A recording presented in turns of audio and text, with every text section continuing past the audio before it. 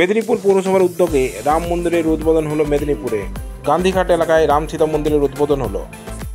এই নিয়েই শুরু হয়ে গেছে তরজা।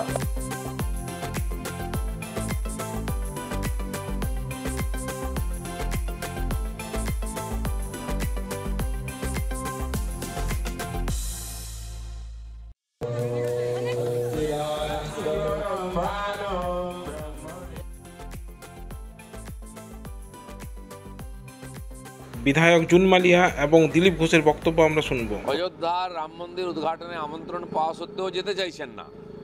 রামকে তারা কি ভয় পান না ঘৃণা করেন? কিন্তু এখানে রাম মন্দির প্রতিষ্ঠা করছেন, এরকম ডাবল স্ট্যান্ডার্ড কেন? এখানে রাম মন্দির ঠিক আছে, অযোধ্যার রাম মন্দির ঠিক নাই। সেখানকার সাধু সন্তরা যারা আয়োজন করেছেন তারা আমন্ত্রণ করেছেন, তো তারা কেন যেতে পারছেন না? কেন মানুষকে বোকা বানাতে চাইছেন? কিসের ভয়? সংখ্যালঘু ভোটের ভয়ে রাম থেকে দূরে থাকছেন? তো রামকে, রামের সঙ্গে যে বৈরী করেছে তাদের ইতিহাস তারা যেন দেখে নেন। পশ্চিমবাংলায় মুসলিম সমাজ বলছে ওরা রেগে যাবে তাই রাম মন্দিরে যাচ্ছেন। আমি বলছি সারা দেশের মুসলিম সমাজও এই অযোধ্যার রাম মন্দির হোক এটা চান। রাম তো একা দিলীপদার না, রাম সবার। এখানে অ্যাকচুয়ালি ওই মন্দিরটি আগে ছিল, আপনারা সকলেই জানেন, আপনারা এখানেই থাকেন, আপনারাও জানেন যে অমৃত প্রজেক্টের সময় ওই মন্দিরটাকে রাখা যায়নি ওই পার্টিকুলার জায়গায়, কারণ ওই প্রজেক্টের সময় অনেক কিছু ভেঙে দিতে হয়েছিল। তো ওরাই আবার ওটাকে রিকনস্ট্রাক্ট করে দিচ্ছে। ওই মন্দিরটা আগে থেকেই ছিল, হয়তো দিলীপদা অবগত নয়।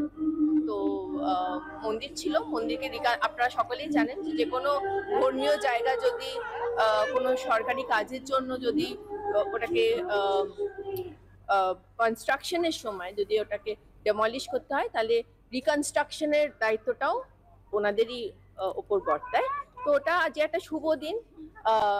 হ্যাঁ, এটা বলতে পারেন যে এটা হয়তো ওনাদের মানে আমাদের অযোধ্যার রাম মন্দিরের সঙ্গে হয়তো এটা একই সাথে হয়তো একই মাসে হচ্ছে, কিন্তু আজ যেহেতু শুভ দিন, সংক্রান্তি, মকর সংক্রান্তির দিন, সেই জন্য আমরা যারা যারা ছিলাম এখানে এবং আছি, আমাদের মনে হলো যে আজকে এই শুভ দিনেই উদ্বোধনটা করে দেওয়া।